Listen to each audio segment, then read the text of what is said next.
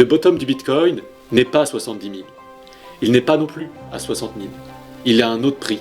Un prix précis vers lequel convergent 4 indicateurs que je vais vous présenter dans cette vidéo. Des indicateurs qui sont totalement indépendants et totalement décorrélés. Et pourtant, ils convergent pile au même endroit. Je vais vous donner ce chiffre et les preuves dans cette vidéo. Mais avant ça, si vous souhaitez connaître mes stratégies d'investisseur qui me permettent d'investir dans les crypto-monnaies de manière simple et avec un maximum de sécurité et de rentabilité, j'ai une vidéo formation gratuite à vous offrir. Pour y accéder, c'est très simple. Cliquez sur le bouton en haut à droite de cette vidéo, cliquez sur le lien qui se trouve sous cette vidéo, inscrivez-vous et je vous enverrai tout ceci par email gratuitement. Allez, c'est parti. Le premier indicateur, c'est le total des crypto-monnaies comparé au Nasdaq. Et comme vous pouvez le voir, en 2021, il avait donné les tops, il a donné aussi le top en 2025. Et donc potentiellement qui pourrait donner le prix du bottom en 2026, comme ça l'a donné ici en 2023. Donc si on regarde tout simplement la chute qu'il faudrait pour atteindre le milieu de cette zone, eh bien il faudrait une chute de 22% environ pour atteindre le niveau du bottom du bear market précédent. On verra sur le graphique, ça représente quel niveau de prix en comparant les 4 indicateurs que je vais vous présenter dans cette vidéo. Mais ce qui est hyper intéressant quand même, c'est qu'on voit que depuis 2020-2021, le Bitcoin et les crypto-monnaies consolident énormément. Parce que si là le cours fait ça, regardez cette consolidation que le Bitcoin tient depuis 5 ans. Quand ceci va être cassé par le haut, la hausse va être extraordinaire parce que le Bitcoin et les crypto-monnaies n'ont jamais vécu une consolidation si importante. Et donc le prochain bull market pourra nous envoyer to the moon, comme on l'attend depuis bien longtemps, parce que là, on n'a pas eu de vraie hausse depuis très longtemps. Utilisons un autre indicateur. Là, on a comparé le marché des crypto-monnaies au Nasdaq. Et maintenant, comparons le Bitcoin au S&P 500.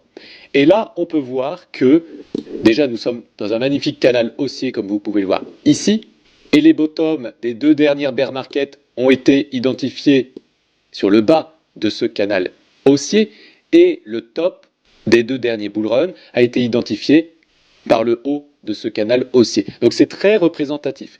Et ce qu'on peut voir également, c'est que cette zone que j'ai dessinée ici en vert est très solide. Vous voyez, ici elle a été résistante, ici elle a été support, ici elle a été résistante 2 fois. Donc potentiellement que là, ça pourrait être un méga double support. Non seulement parce qu'on est sur une super zone support ici, comme je l'ai évoqué à l'instant, mais également parce qu'on sera sur le bas du canal haussier, donc dans cette zone-là. Si du coup, on doit faire une chute pour tomber dans le milieu de cette zone, vous voyez, il faudrait chuter de 33%. Alors on se souvient, 22% ici, 33% ici, et on regardera tout à l'heure, ça donne quoi sur le prix du Bitcoin. Désormais, regardons le cours du Bitcoin comparé à l'or. Là, c'est pareil, vous voyez, cet indicateur nous a donné les tops ici, et on a eu ici une grosse résistance, ici un support, et ici un support au dernier bear market. Donc là, potentiellement, qu'on pourrait aller dans cette zone pour faire encore une zone support. Donc dans ce cas-là, si on fait ça, là encore, on aura une magnifique consolidation pour ensuite vivre un marché haussier d'ampleur très probablement. Alors peut-être qu'on n'ira pas exactement dans cette zone, peut-être qu'on s'arrêtera un peu avant, c'est fort probable d'ailleurs, ou peut-être qu'on n'ira pas beaucoup plus bas que cette zone-là, parce que dans tous les cas, ça fera quand même une magnifique consolidation si on fait ça, d'accord? Ou peut-être comme ça, tac, tac, et ensuite ça repartira. Du coup, regardons là si on tombe au milieu de cette zone. Alors vous voyez, par contre, là, ça nous emmène loin, parce que à court terme, le Bitcoin a monté et l'or a chuté, donc forcément, là, c'est un peu démesuré. Donc, on va dire à peu près 43% de chute. Surtout que, regardez, ici, vous voyez, au niveau du RSI, à chaque fois quand on était au fin fond du bear market, le RSI était à ce niveau-là, vous voyez? Et là, nous sommes à ce niveau-là. Donc, quand on regarde le graphique Bitcoin comparé à l'or, le fin fond du bear market, c'était là. Après, comme vous pouvez le voir ici, généralement, le fin fond du bear market, c'est pas un V-bottom. Vous voyez, on a peut-être un V-bottom ici, et ensuite, vous voyez, ça chute encore plus bas. Sauf que le RSI, lui, il est plus haut. Vous voyez, là, on fait ça, on fait un point plus bas, et on repart. Que là, au RSI, on fait un point plus haut, et on repart. Donc là, potentiellement, qu'on pourrait faire ça. Peut-être que là, on va faire un point plus bas, pas beaucoup plus bas, voilà, et peut-être qu'ici, au niveau du RSI, on fera un point plus haut. Et ça, c'est une divergence haussière. Donc ça, c'est à suivre régulièrement, c'est ce que je fais d'ailleurs dans mon club privé, et à des moments, je pourrais le faire aussi quelquefois sur YouTube. Donc abonnez-vous si ce n'est pas déjà fait pour suivre ça à certains moments sur ma chaîne YouTube. Regardons maintenant le Bitcoin comparé au pétrole. Vous voyez ici, résistance, résistance, support depuis 2017, support en 2018-19, support en 2022, très proche du support en 2023, et là regardez, on était très proche en 2026. Alors est-ce qu'on va atteindre le bas du canal vraiment, voire ce super support qu'on tient depuis 2020, vous voyez, qui est très représentatif?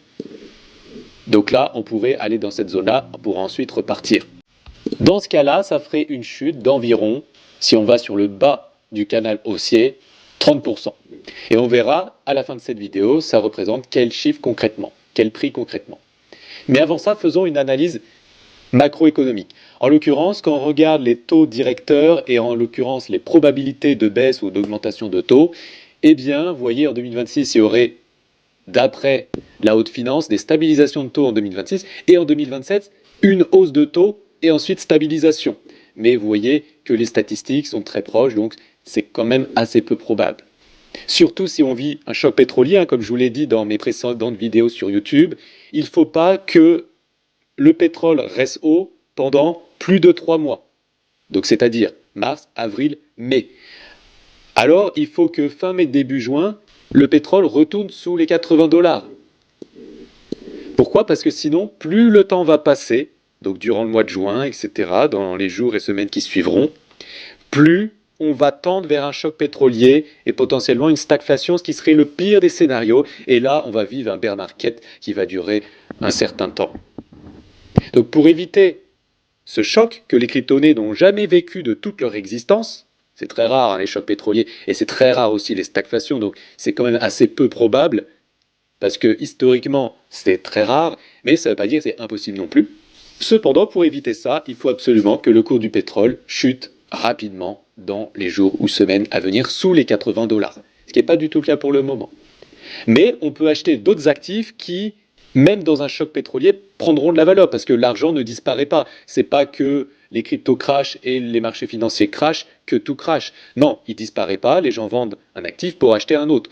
L'argent sera autre part, on pourra gagner de l'argent ailleurs. Ça, c'est ce que je présente dans le club privé, justement diversifié pour que, si on arrive dans un moment un peu cataclysmique, et bien sur les crypto-monnaies en tout cas, eh bien on gagne l'argent ailleurs. C'est ce qu'on a fait d'ailleurs en achetant du pétrole. À ce moment-là, eh bien, on a fait un plus de 40% en l'espace de 2 semaines, et c'était quand même pas mal, alors que toutes les cryptos crachées, nous, on gagné de l'argent sur le pétrole, par exemple. Mais il y en a d'autres, hein, on en a acheté d'autres récemment, pour justement jouer sur l'inflation qui va monter, et donc gagner de l'argent sur cette inflation qui montera. D'ailleurs, l'inflation, voilà, elle est en train de monter, vous voyez, elle est en forte hausse. Ça, malheureusement, c'est lié au prix du pétrole, parce que l'économie, c'est de l'énergie transformée. Donc, si le pétrole pump, eh bien, il y aura de l'inflation partout. Donc ça serait bien que ça se calme très rapidement dans les jours ou semaines à venir. La croissance de la masse monétaire, elle, a bien monté ces derniers mois, ces derniers trimestres. Cependant, là, elle commence à avoir une zone de fragilité. On voit qu'au niveau du RSI, ça chute. Et on voit qu'ici, ça monte. Donc ça, c'est une divergence baissière, donc c'est pas bon signe. C'est tout frais depuis vendredi, mais on est en train de casser cette tendance haussière qu'on vivait depuis novembre 2025. Donc à voir si ça se confirme, et si ça se confirme, ça pourrait partir plus bas, ce qui ne nous arrangerait pas. Et c'est ce que je vois avec cet indicateur, vous voyez, qui nous dit qu'à partir de début juin, eh bien, la masse monétaire pourrait baisser, en tout cas la croissance de la masse monétaire pourrait baisser, et donc potentiellement les cryptos pourraient suivre. Le dollar, lui, il est toujours en train de stabiliser, donc ça c'est parfait. Voici le graphique du marché global des crypto-monnaies, et la zone qu'il faut absolument tenir, c'est celle-ci, puisque vous voyez, il y a une convergence de support. Vous voyez, il y a le haut de ce canal baissier, il y a le haut ici de ce triangle ascendant et cette bougie de contrôle, et il y a aussi le bas de ce triangle ascendant. Donc cette zone-là, si elle n'est pas tenue, eh bien là, on est parti à des niveaux bien plus bas, et c'est ce que je vous disais tout à l'heure, peut-être qu'on pourrait aller chercher plus bas que le plus bas qu'on a vécu en février 2026. Donc il faut soit que ça descende à ces niveaux-là et ensuite que ça remonte, soit si ça passe durablement cette zone, là on ira beaucoup plus bas. À suivre ensemble sur la chaîne YouTube si cette zone tient. ou dans le club privé si vous souhaitez avoir des actualités au quotidien qu'une fois par semaine, et encore peut-être que j'en ferai pas toutes les semaines sur YouTube alors que sur le club j'y suis tous les jours. Alors cet indicateur, c'est très intéressant, c'est la dominance de tous les stablecoins. Et on peut voir que quand la dominance des stablecoins est basse, le RSI est bas, et donc ça veut dire que nous sommes sur un bon poids de vente sur le Bitcoin.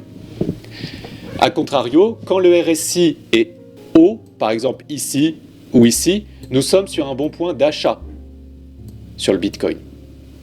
Donc là, nous étions sur un super point haut, donc c'est pour ça qu'on a acheté des cryptos dans le club privé, et quand on sera dans cette zone, ça sera un moment de vendre.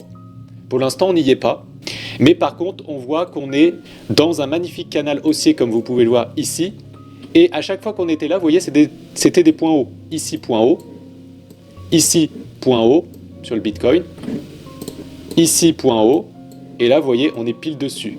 Donc potentiellement point haut, et donc chute sur le Bitcoin. Alors attention, on commence à avoir quand même quelques petites alertes assez intéressantes. Alors, cette zone de liquidité grossit de plus en plus, donc vous voyez, on va probablement à un moment donné, je vous l'ai dit, je ne sais pas quand, mais à un moment donné, aller chercher les 60 000, 55 000 $, parce qu'il y a énormément de longues à aller liquider dans cette zone-là. 60 000, 55 000, souvenez-vous, on ira forcément à un moment donné. Concernant l'order book, alors on commence à avoir de grosses résistances au-dessus de nos têtes, alors que la semaine dernière, il n'y en avait plus trop, même la semaine d'avant, il n'y en avait pas trop, donc je vous ai dit, on pouvait monter très fort, très haut. Donc ce qui a été le cas, on est monté jusqu'aux 83 000 $. Et par contre, les supports, ils commencent à s'éloigner, on commence à en avoir un vers les 75 000 $, voilà, les 70 000 $, et ensuite on a un magnifique support aux 60 000 $. Donc ça, c'est une zone à prendre en compte.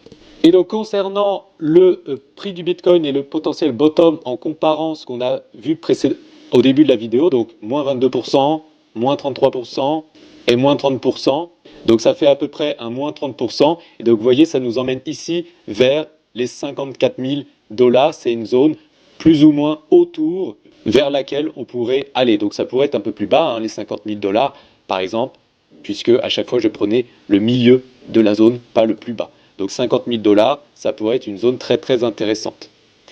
Ensuite, quand on regarde le cours du Bitcoin, hein, vous le voyez, nous sommes sur un magnifique canal baissier.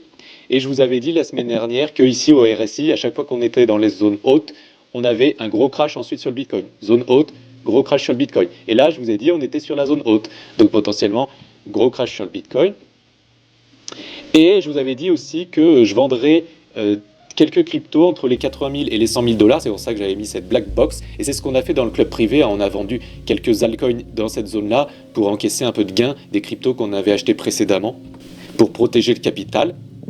Alors là, le support à absolument tenir avant de crasher fortement, c'est cette zone-là, vous voyez, les 75 000 $, 73 000 $, si on la tient, ça ira, parce qu'on pourra repartir au moins chercher des zones un peu plus hautes dans ma black box.